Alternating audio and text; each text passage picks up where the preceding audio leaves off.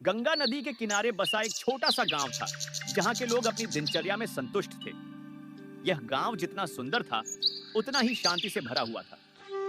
यहाँ की सुबह बेहद खास होती जब सूरज की किरणें नदी में झिलमिलाती थीं और गांव में एक ताजगी की लहर दौड़ जाती थी। इस गांव में हर कोई दूसरे के लिए एक परिवार की तरह था। हर किसी के पास कुछ न कुछ कहानी थी जो कभी न कभी पूरे गांव में गूंजती थी। गांव के चबूतरे पर गांव के बुजुर्ग बैठकर गपशप कर रहे थे। रामलाल काका और उनके दोस्त भगत सिंह काका और गांव के युवा किसान शिवराज बैठकर पुराने समय की बातें कर रहे थे। जब मैं छोटा था तो नदी के किनारे बैलगाड़ी से पानी लाने जाते थे। उस समय नदी इतनी साफ थी कि हम उसमें सीधे तैरने भी जाते थे। अरे रामलाल, आजकल तो नदी की स्थिति खराब हो गई है, पर गांव वालों ने मिलकर सफाई अभियान चलाया और नदी को साफ किया। लेकिन काका, क्या हम हमेशा ऐसा कर पाएंगे? क्या नदी हमेशा इतनी ही साफ रहेगी? तुम ठीक कहते हो शिवराज। यह गांव हम सबका है और अगर हम सब मिलकर काम करें तो कोई भी मुश्किल दूर हो सकती है। यही हमारी परंपरा है।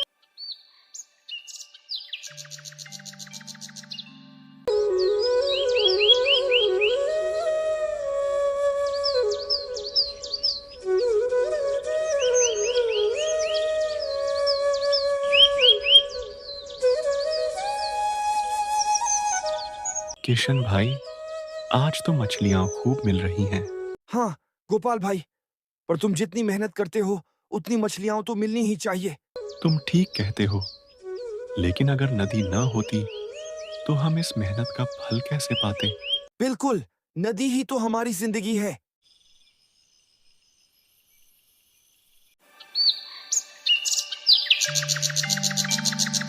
गांव में एक नई महिला रानी आई थी। वह एक जंगली इलाके से आई थी और उसकी आंखों में एक अलग ही चमक थी। गांव में उसका स्वागत किया गया, लेकिन लोग उसके बारे में ज्यादा नहीं जानते थे। रानी, जिनका पति एक व्यापारी था, यहां अपने छोटे से बच्चे के साथ रहने आई थी। उसकी आंखों में दुख और उम्मीद दोनों थे। ये गांव और लोग बहुत शांत हैं, पर मैं कुछ खो चुकी हूँ, जो मैं फिर से पाना चाहती हूँ। गांव में हर साल एक बड़ा उत्सव मनाया जाता था। यह उत्सव गांव के हर एक व्यक्ति को जोड़ता था और यहाँ हर किसी का योगदान महत्वपूर्ण होता था। इस साल रानी ने भी गांव के उत्सव में भाग लिया और गांव वालों से जुड़ने की कोशिश की। मैं आज भी यह नहीं समझ पा रही हूँ कि यह गांव इतना शांत क्यों है। क्या आप लोग अपने दिल से एक दूसरे से जुड़े हैं? ये गांव असल में हमारे दिलों की ताकत है। नदी से लेकर हमारे रिश्तों तक हर चीज में एक कनेक्शन है। यही वजह है कि हम हमेशा साथ रहते हैं। एक दिन जब गोपाल और किशन नदी में मछलियां पकड़ रहे थे, रानी ने गोपाल से बात करने का साहस जुटाया।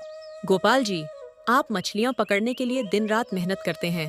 क्या आपको कभी लगता है कि यह सब कुछ बदल सकता है? नदी से ही हमारी जीवन शैली जुड़ी है। रानी जी, यह अगर बदलती है तो हमारी जिंदगी भी बदल जाएगी। लेकिन अगर हम मिलकर इसे बचाए रखें तो कुछ भी नहीं बदल सकता। क्या आप सच में विश्वास करते हैं कि हम इस नदी को बचा सकते हैं?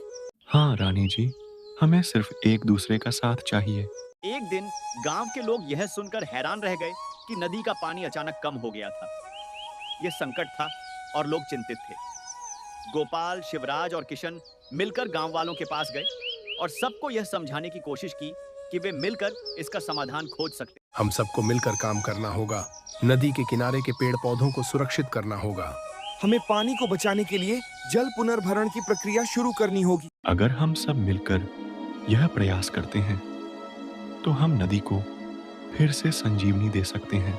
मुझे यकीन है कि अगर हम साथ मिलकर काम करेंगे तो हम नदी को फिर से जीवन दे सकते हैं। गांव वासियों ने मिलकर नदी की सफाई और पुनर्भरण का काम शुरू किया। वे पेड़ों की देखभाल करते, जल स्रोतों को फिर से सक्रिय करते और नदी के किनारे के वातावरण को फिर से जीवित करते। कुछ महीनों में नदी का पानी फिर से बढ़ने लगा और गांव में खुशहाली लौट आई। देखो, हमारी मेहनत रंग लाई। यह हमारी एकता और प्यार का परिणाम है। मैंने यहाँ आकर यह सीखा कि एकता और समर्पण से कुछ भी संभव है।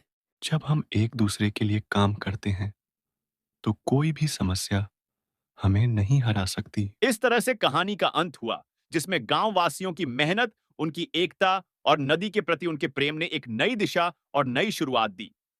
कहानी में यह संदेश था कि अगर हम सब मिलकर काम करें तो कोई भी संकट हमें हरा नहीं सकता।